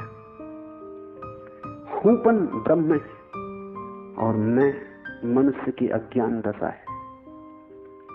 जब तुम जानते हो कि सिर्फ हूं, तब तुम्हारे भीतर केंद्र नहीं होता, तब सारा अस्तित्व एक हो जाता है। तब तुम उस लहर की तरह हो जो सागर में खो गई। अभी तुम उस लहर की तरह हो जो जम के बर्फ हो गई, सागर से टूट गई। ज्ञानम बंधा, पहला तो ज्ञान बंध है, इस बात का ज्ञान कि मैं हूं। दूसरा ज्ञान बंध है वो सब ज्ञान जो तुम बाहर से इकट्ठा कर लिए हो, जो तुमने शास्त्रों से चुराया है, जो तुमने सदगुरुओं से उधार लिया है, जो तुम्हारी स्मृति है, वो सब बंधन है, उससे तुम्हें मुक्ति ना मिलेगी। इसलिए तुम पंडित से ज्यादा बंधा हुआ आदमी ना पाओगे। मेरे पास सब तरह के लोग आते हैं, सब तरह के मरीज, उसमें पंडित से ज्यादा कैंसर ग्रस्त कोई भी नहीं। उसका इलाज नहीं, वो ला इलाज। उसकी तकलीफ यह है कि वो जानता है, इसलिए ना वो सुन सकता ना वो समझ सकता। तुम उससे कुछ बोलो, इसके पहले कि तुम बोलो उसने उसका अर्थ कर लिया है। इसके पहले कि वो तुम्हें सुने उसने व्याख्या निकाल ली। शब्दों से भरा हुआ चित्त जानने में असमर्थ हो जाता है। वो इतना ज्यादा जानता है बिना कुछ जाने, क्योंकि सब जाना हुआ उधार है। शास्त्र से अगर ज्ञान मिलता होता तो सभी के पास शास्त्र है, ज्ञान सभी को मिल गया होता। ज्ञान तो तब मिलता है जब कोई निशब्द हो जाता है, जब वो सभी शास्त्रों को विसर्जित कर देता है, जब वो सब ज्ञान को जो दूसरों से मिला है वापस लौटा देता है जगत को, जब वो उसे खोजता है जो मेरा मूल अस्तित्व है, जो मुझे दूसरे से नहीं मिला। इसे थोड़ा समझो, तुम्हारा शरीर तुम्हें माँ और पिता से मिला है। तुम्हारे शरीर में तुम्हारा कुछ भी नहीं है। आधा तुम्हारी माँ का दान है, आधे तुम्हारे पिता का दान है। फिर तुम्हारा शरीर तुम्हें भोजन से मिला है, वो जो रोज तुम भोजन कर रहे हो। 5 तत्वों से मिला है, वायु है, अग्नि है, 5 तत्व हैं, उनसे तुम्हें मिला है। इसमें तुम्हारा कुछ भी नहीं है। लेकिन तुम्हारी चेतना तुम्हें 5 तत्वों में से किसी से भी नहीं मिली। तुम्हारी चेतना तुम्हें माँ और पिता से भी नहीं मिली। तुम जो जो जानते हो वो तुमने स्कूल विश्वविद्यालय से सीखा है, शास्त्रों से सुना है, गुरुओं से पाया है, वो तुम्हारे शरीर का हिस्सा है, तुम्हारी आत्मा का नहीं। तुम्हारी आत्मा तो वही है जो तुम्हें किसी से भी नहीं मिली। जब तक तुम उस शुद्ध तत्व को न खोज लोगे जो निपट तुम्हारा है, जो तुम्हें किसी से भी नहीं मिला है, न माँ ने दिया, न पिता ने, न समाज ने, न गुरु ने, न शास्त्र ने, वही तुम्हारा स्वभाव है। ज्ञान बंद है क्योंकि वो तुम्हें इस स्वभाव तक न पहुंचने देगा। ज्ञान ने ही तुम्हें बांटा है। तुम कहते हो मैं हिंदू, तुमने कभी सोचा कि तुम हिंदू क्यों हो? तुम कहते हो मैं मुसलमान, तुमने कभी विचारा कि तुम मुसलमान क्यों हो? हिंदू और मुसलमान में फर्क क्या है? क्या उनका खून निकाल के कोई डॉक्टर परीक्षा करके बता सकता है कि हिंदू का खून है या मुसलमान का खून है? क्या उनकी हड्डियां काट के कोई बता सकता है कि हड्डी मुसलमान से आती है कि हिंदू से आती है? कोई उपाय नहीं। शरीर की जांच से कुछ भी पता न चलेगा, क्योंकि दोनों के शरीर 5 तत्वों से बनते हैं। लेकिन अगर उनकी खोपड़ी की जांच करो तो पता चल जाएगा कि कौन हिंदू है कौन मुसलमान, क्योंकि दोनों के शास्त्र अलग, दोनों के सिद्धांत अलग, दोनों के शब्द अलग। शब्दों का भेद है तुम्हारे बीच। तुम हिंदू हो क्योंकि तुम्हें एक तरह का ज्ञान मिला जिसका नाम हिंदू, दूसरा जैन है क्योंकि उसे दूसरे तरह का ज्ञान मिला जिसका नाम जैन। तुम्हारे बीच जितने फासले हैं, दीवालें हैं, वो ज्ञान की दीवालें, और सब ज्ञान उधार। तुम एक मुसलमान बच्चे को हिंदू के घर में रख दो, वो हिंदू की तरह बड़ा होगा। वो ब्राह्मण की तरह जनेऊ धारण करेगा, वो उपनिषद और वेद के वचन उद्धृत करेगा। और तुम एक हिंदू के बच्चे को मुसलमान के घर रख दो, वो कुरान की आयत दोहराएगा।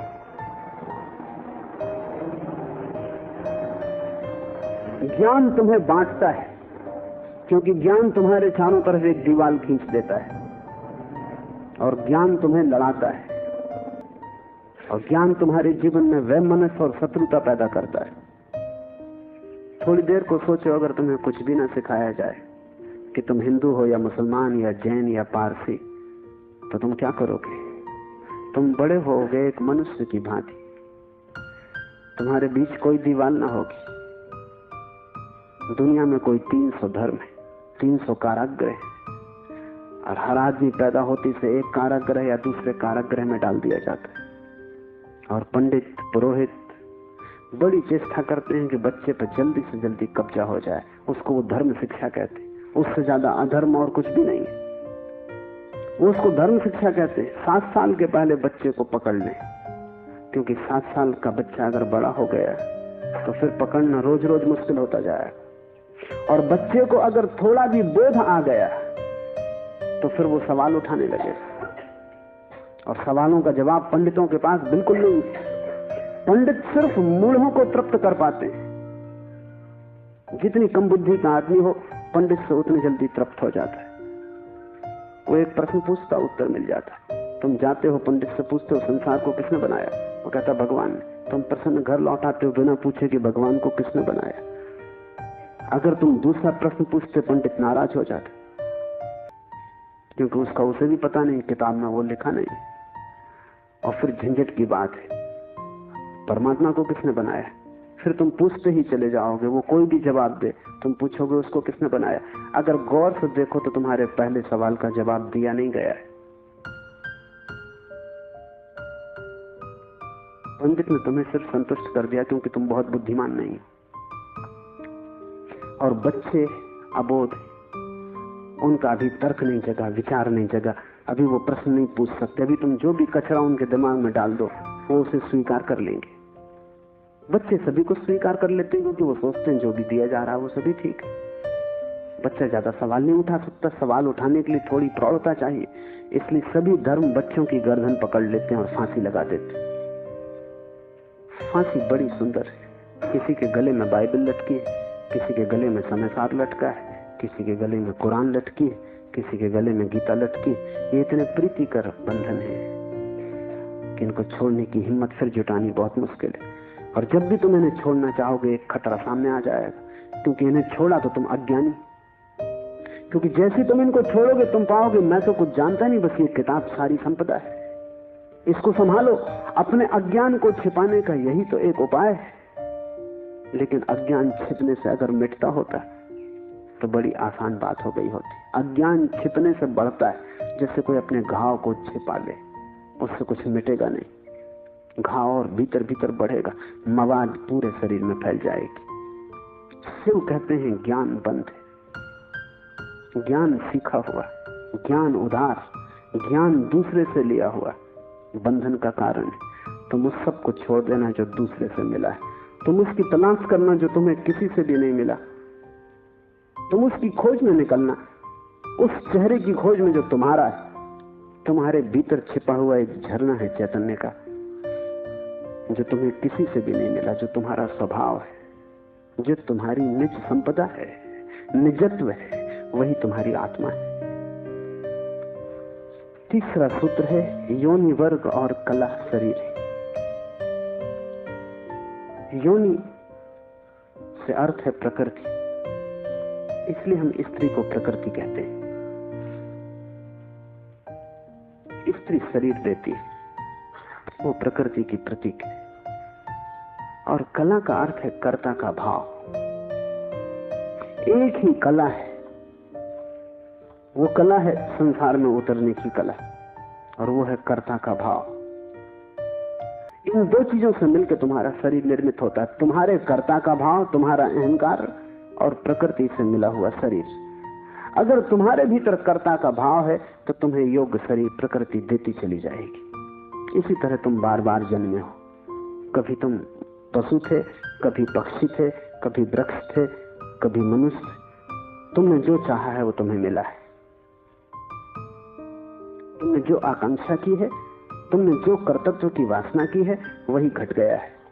तुम्हारे कर्तव्य की वासना घटना बन जाती, विचार वस्तु में बन जाते। इसलिए बहुत सोच विचार के वासना करना, क्योंकि सभी वासनाएं पूरी हो जाती देर अबेर। अगर तुम बहुत बार देखते हो आकाश में पक्षी को और सोचते हो कैसी स्वतंत्रता पक्षी को, काश हम पक्षी होते, देर न लगेगी, जल्दी तुम पक्षी हो जाओ। तुम अगर देखते हो एक कुत्ते को संभोग करते हुए और तुम सोचते हो कैसी स्वतंत्रता, कैसा सुख, जल्दी ही तुम कुत्ते हो जाओ। तुम जो भी वासना अपने भीतर संग्रहित करते हो वो बीज बन जाती। प्रकृति तो केवल शरीर देती है, कलाकार तो तुम ही हो, स्वयं को निर्माण करने वाले। अपने शरीर को तुमने ही बनाया है, ये कला का अर्थ है। कोई तुम्हें शरीर नहीं दे रहा है, तुम्हारी वासना ही निर्मित करती है। तुमने कभी ख्याल किया, रात तुम सोते हो तो आखिरी जो विचार होता है सोते समय, वही सुबह उठते वक्त पहला विचार होगा। रात भर तुम सोए रहे, वो बीज की तरह विचार भीतर पड़ा रहा, जो अंतिम था वो सुबह प्रथम होगा। तुम मरोगे इस शरीर से, आखिरी मरते क्षण में तुम्हारे सारे जीवन की वासना संग्रहित होकर बीज बन जाएगी। वही बीज नया गर्भ बन जाएगा। जहां से तुम मिटे वहीं से तुम फिर शुरू हो जाओगे। तुम जो भी हो, ये तुम्हारा ही कृत्य है। किसी दूसरे को दोष मत देना, यहां कोई दूसरा है भी नहीं जिसको दोष दिया जा सके। ये तुम्हारे ही कर्मों का संचित फल है। तुम जो भी हो, सुंदर कुरूप, दुखी सुखी, स्त्री पुरुष, तुम जो भी हो, ये तुम्हारे ही कृत्यों का फल है। तुम ही हो कलाकार अपने जीवन के। मत कहना कि भाग्य ने बनाया है, क्योंकि वो धोखा है। उस भांति तुम जिम्मेवारी किसी और पर टाल रहे हो। मत कहना कि परमात्मा ने भेजा है। तुम परमात्मा पे जिम्मेदारी मत डालना, क्योंकि ये तरकीब है खुद के दायित्व से बचने की। इस कारागृह में तुम अपने ही कारण हो। जो व्यक्ति इस बात को ठीक से समझ लेता है कि अपने ही कारण में यहां हूं, उसके जीवन में क्रांति शुरू हो जाती। शिव कह रहे हैं योनि वर्ग और कला शरीर है। प्रकृति तो सिर्फ योनि है, वो तो सिर्फ गर्भ है। तुम्हारा अहंकार उस योनि में बीज बनता है। तुम्हारे कर्तृत्व का भाव कि मैं ये करूं, मैं ये पाऊं, मैं ये हो जाऊं, उसमें बीज बनता है।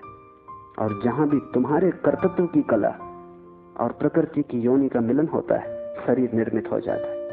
इसलिए बुद्ध पुरुष कहते हैं सभी वासनाओं को छोड़ दो, तभी तुम मुक्त हो सकोगे। तुमने अगर स्वर्ग की वासना की तो तुम देवता हो जाओगे। लेकिन वो भी मुक्ति ना होगी, क्योंकि वासनाओं से कभी भी अशरीर की स्थिति पैदा नहीं होती। सभी वासनाओं से शरीर निर्मित होते हैं। जब तक तुम निर्वासना को उपलब्ध नहीं हो, जब तक तृष्णा तुमने पूरी ही नहीं छोड़ दी, तब तक तुम नए शरीरों में भटकते रहोगे। और शरीर के ढंग अलग हो, शरीर की मौलिक स्थिति एक ही जैसी है। शरीर के दुख समान है, चाहे पक्षी का शरीर हो चाहे आदमी का शरीर हो, दुखों में कोई भेद नहीं है। क्योंकि मौलिक दुख है आत्मा का शरीर में बंध जाना, मौलिक दुख है कारागृह में प्रविष्ट हो जाना। फिर कारागृह की दीवारें वर्तुलाकार हैं कि त्रिकोण है कि चौकोन है, उससे कोई हल नहीं होता, उससे कुछ फर्क नहीं पड़ता है। तुम भला सोचते हो फर्क पड़ता है। एक मेरे मित्र हैं, ड्राइंग के शिक्षक हैं, उन्हें जेल हो गई। लौटे 3 साल बाद तो मैंने उनसे पूछा कैसे रहे दिन, कैसे कटे दिन। उन्होंने कहा और तो सब ठीक था, लेकिन मेरी कोठरी के कोने 90 कोण के नहीं थे।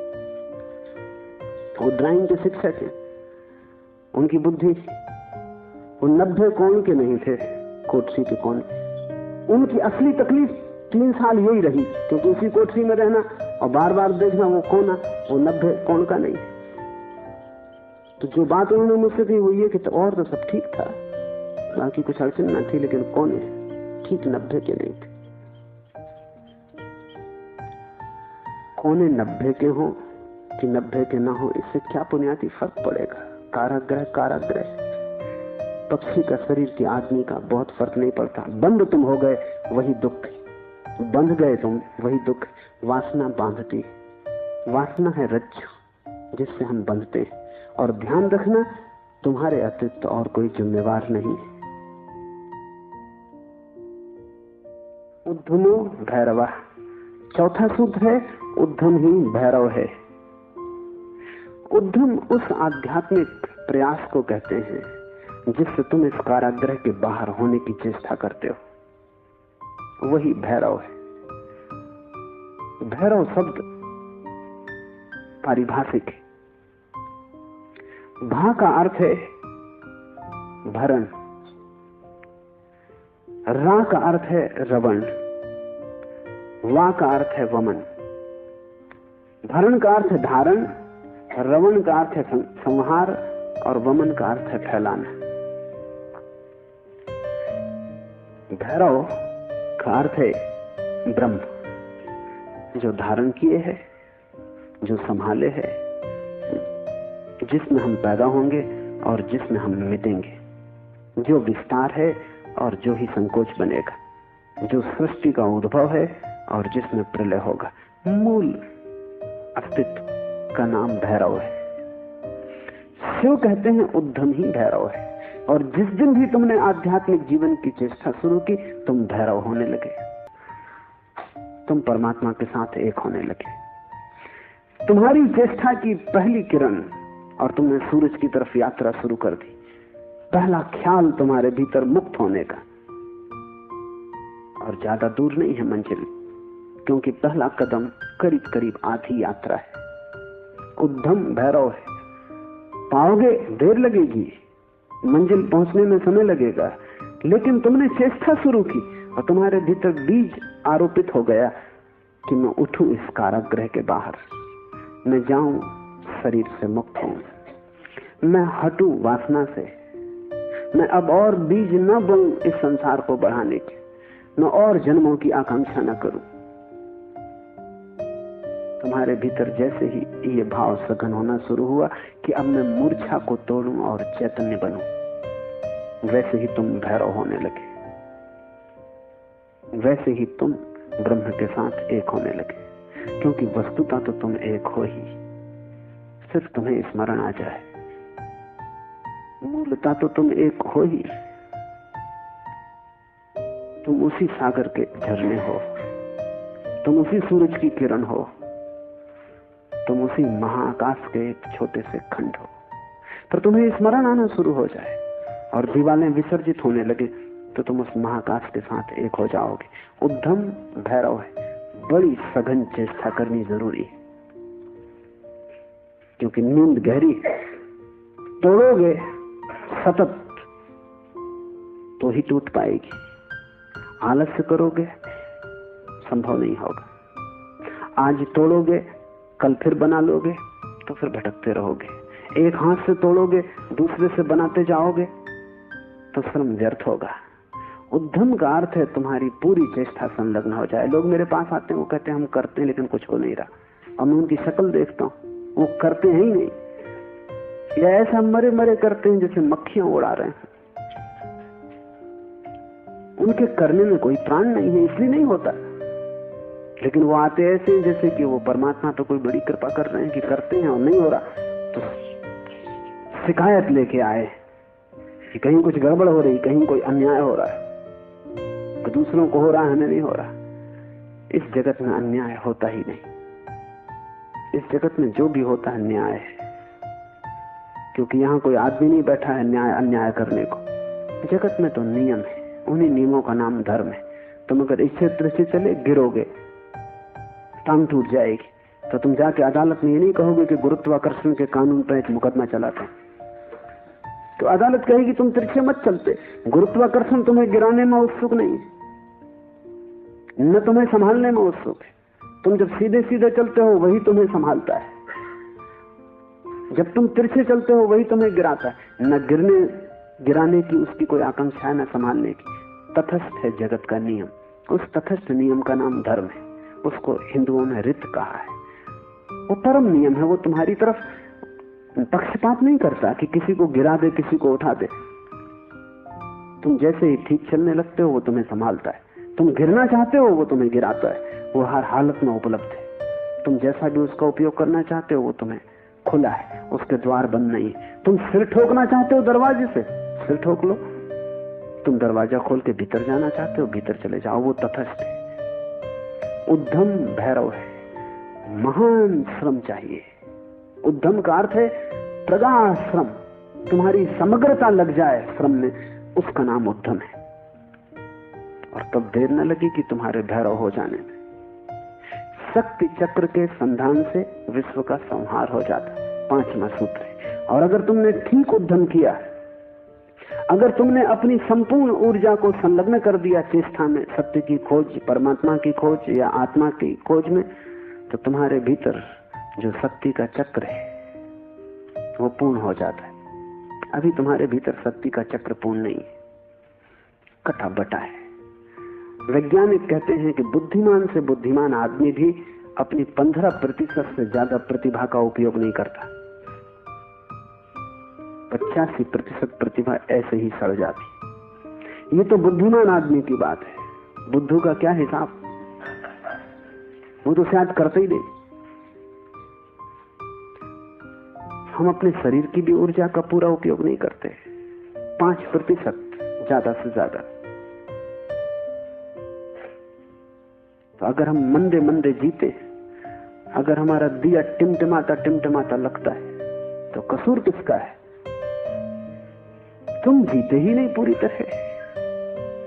जैसे तुम जीने से भी भयभीत हो कि लपट कहीं जोर से ना आ जाए। तुम डरे डरे हो, तुम कपते कपते जीते हो। तो फिर शक्ति का जो चक्र है तुम्हारे भीतर वो पूरा नहीं हो पाता। तो तुम्हारी गाड़ी ऐसे चलती है जैसे कभी कार को तुमने देखा हो, पेट्रोल कभी आता कभी नहीं आता, कभी कचरा आता, तो कार ऐसे चलती जैसे हिचकी खा रही हो। बस ऐसा तुम्हारा जीवन है, हिचकी खाते तुम चलते हो। जरा जरा सी शक्ति के खंड खंड आते, अखंड शक्ति नहीं हो पाती। जिस चीज में भी तुम अपनी पूरी शक्ति लगा दोगे, वो कोई भी हो चीज, अगर तुम चित्र बनाते हो और चित्रकार हो और तुमने अपनी पूरी शक्ति को चित्र बनाने में लगा दिया, पूरी कि रत्ती भर बाकी ना बची, तो तुम वहीं से मुक्त हो जाओगे, क्योंकि वही उद्यम पूर्ण होते ही भैरव हो जाता है।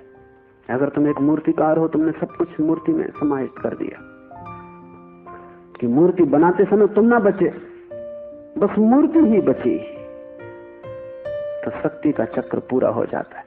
जब तुम पूरी शक्ति को निमज्जित करते हो किसी भी कृत्य में, वही ध्यान हो जाता है। भैरव निकट, मंदिर पास आ गया। 5वां सूत्र है, शक्ति चक्र के संधान से विश्व का संहार हो जाता है। और जब भी तुम्हारी शक्ति का चक्र पूरा होता है, टोटल, समग्र, अंश अंश नहीं, पूर्ण, उसी क्षण तुम्हारे लिए विश्व समाप्त हो गया। तुम्हारे लिए फिर कोई संसार नहीं। तुम परमात्मा हो गए, तुम भैरव हो गए, तुम मुक्त हो। फिर तुम्हारे लिए न कोई बंधन है, न कोई शरीर है, न कोई संसार है। पूर्ण शक्ति का प्रयोग स्मरण रखना। इस समाधि साधना शिविर में अगर तुमने पूरी शक्ति को लगाया, ऐसे ही ऊपर ऊपर नहीं ध्यान किए, पूरी शक्ति लगा दी, तो तुम अनुभव करोगे कि जिस क्षण शक्ति पूरी लग जाएगी, उसी क्षण, फिर क्षण भर की देर नहीं लगती, अचानक संसार खो जाता है, परमात्मा सामने आ जाता है।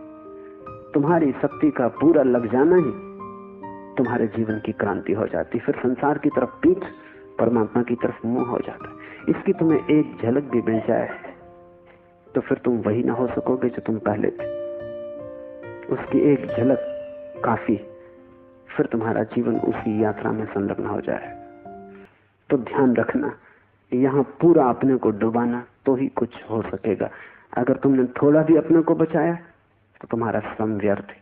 जब तक श्रम उद्यम न बन जाए, पूर्ण टोटल एफर्ट न बन जाए, तब तक भैरव की उपलब्धि नहीं। आज इतना ही।